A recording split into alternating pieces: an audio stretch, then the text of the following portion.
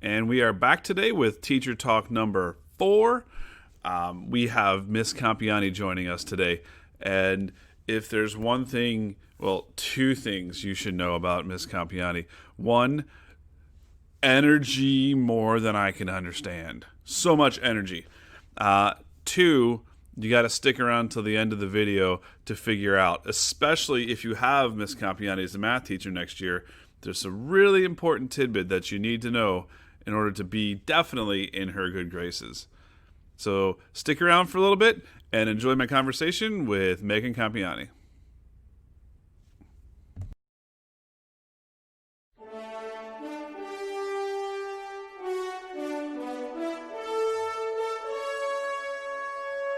Welcome, Megan Thank Compiani. How you. are you doing today? I'm good. How are you? I'm doing just peachy. It's been another great weekend. So, really hot outside, but Yep, apparently you love the heat, which, I do. I do. We actually keep it okay. at 80 in my house. 80 degrees. I So, complain this about the cold. explains why we had air conditioner battles in our old shared classroom. Yeah. Yeah. Yeah, I actually usually wear sweaters and sweatpants if it's anything less than 80. And you're from where? Florida. Just the other coast of Florida. So, where? Actually, tell the audience where you're from. So I'm from a little island called Anna Maria Island. It's absolutely wonderful. If you ever want to go, it's literally straight across the coast. You just have to go either above or below Okeechobee, Lake Okeechobee. Okay. Yep. And it's near Tampa, about an hour south of Tampa, and it's like paradise. So It's like paradise. it is like paradise. We did Is that actually. where you got your love of math? Because I've not met anybody in my journeys that likes math as a teacher as much as you like math. I did. I had really great math teachers growing up. In middle school, I actually was on the math team, and we had a dean who he was very fun. He was very into math, and he would take us every day to practice math for several hours after school. He would growl at us if we got answers wrong. He was a very interesting man, but he was just absolutely wonderful. And we actually ended up going to state competition and winning that year. And I had a friend, one of the men on the math team, boys on the math team, ended up going to nationals. So, and from then on, even in high school, I had really fun teachers. I had a teacher, he was about my height, and he used to stand on chairs and teach us calculus because he couldn't reach the top of the whiteboard. So I would do that, but I would usually wear heels. So probably not safe. Like, I won't do do you, that. have you been standing on things to reach the I have whiteboard? not, but that's why I wear my heels. So hopefully I don't have to. And we have the whiteboard lowered in my classroom so I can reach it. But and then I had one other teacher. I still remember her, and I'm actually friends with her now. Her name was Miss Tran, and she was just absolutely wonderful. And we still speak occasionally to this day. So I've just had a wonderful math experience growing up. Well, that explains why you have been doing so much with math here. And what did you start last year We with the started out math math. group? Yeah, we started a math club. It was our Mhm. first year doing it, and we actually went to our first competition. I think we had a great time. It was definitely a learning experience. It was new for everybody. I hope we do it again this year. I thought it was really fun to meet with the kids at lunch. I know, cross our fingers. We had a fun time meeting at lunch and learning. We didn't just do more math lecture. It was more of learning tips and tricks on how to do questions faster and unique questions faster. So they learned a lot of really cool things. Yeah, I heard a lot of, there's a few kids that actually truly, she's not just saying that they enjoyed math. Kids would talk about going to the math club and be upset when there was no math club. So that's not just from Megan's mouth. That's from the kids, not all kids, but some kids' perspectives. So I really hope we can do that as well as a good addition to our math group. Um, so what have you been up to this summer, Megan? Honestly, not too much. Obviously we've been isolating, but we did go visit my parents on Anna Maria Island, which was fun. We did go over there and see them. And unfortunately, if you know my daughter Kira, she's been in a cast this summer. So that's kind of limited us even more because we don't want to go outside and get in the heat. So we've been doing a lot inside. We've been doing our IXL. We've been doing a lot of Legos. My son Jackson's gotten into chess. So that's been taking up a lot of our days. And if you're anything like me, you've been deep cleaning your house, getting rid of a lot of No, stuff, I'm not eliminating like a lot you of at stuff. all. Oh, you're not like me? I'm not deep cleaning anything. I have gotten rid of so much stuff from our house. We've deep cleaned. We actually pick a room or two every few days, and we pull everything out and we clean every surface and then put back what we want and then donate the rest. So what this does is it cleans out the room, but the hallway is an absolute disaster zone. Actually, I do have two things for you. Caitlin has made some gifts for Kira, so Oh, I've got to drop oh, them off at some point. I Give you actually more have one thing clutter. for Caitlin. So, but it's, can I show you it here? It won't ruin the Uh, surprise, will it? She here. yeah, it might ruin the surprise because I Okay. make her watch I all love it. these. Okay, I have one thing for her, and it's been sitting here, and it's really cute. It's a drawing Kira did for her, and it's absolutely adorable. So I'll have to give that Okay. to you as well. We might have to swing by and drop stuff off in exchange. Wait, Stuff for stuff. yes. Please. That'll be awesome. She'll Yep. be so excited. So honestly, Yes, not you much. will.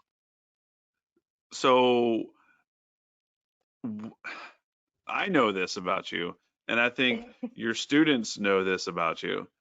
But if you've got some kids coming into your class this year that don't know how much you love gaming. Oh gosh.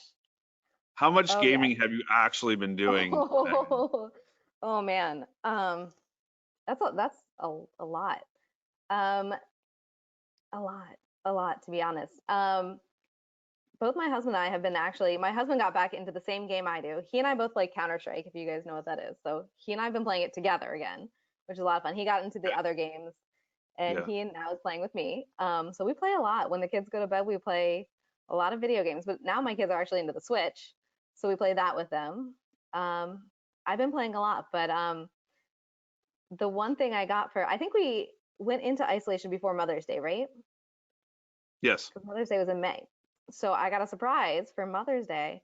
I got my first ever gaming chair.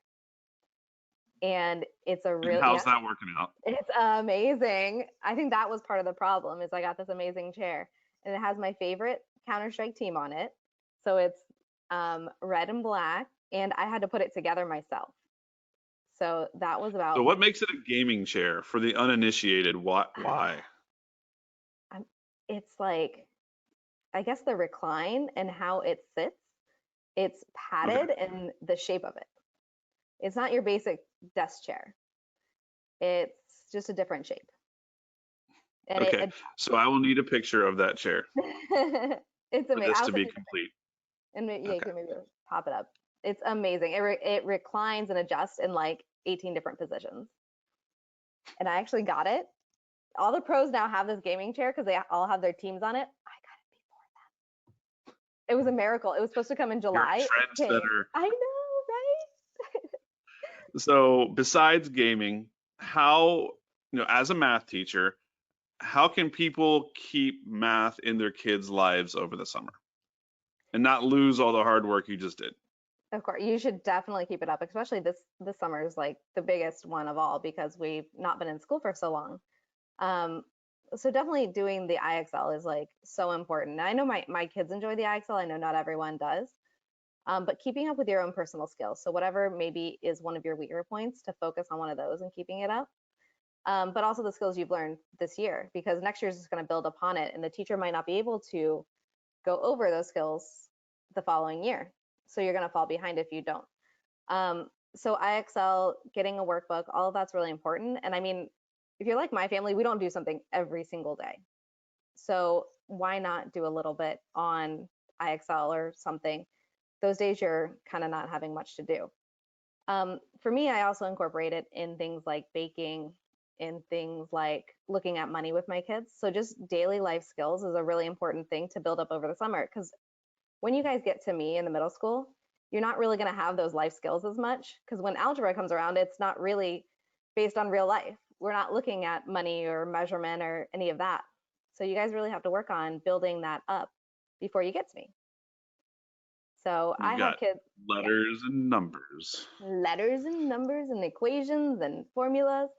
So it's really important to start building those up with your family. And you can do that with really simple tasks, I think.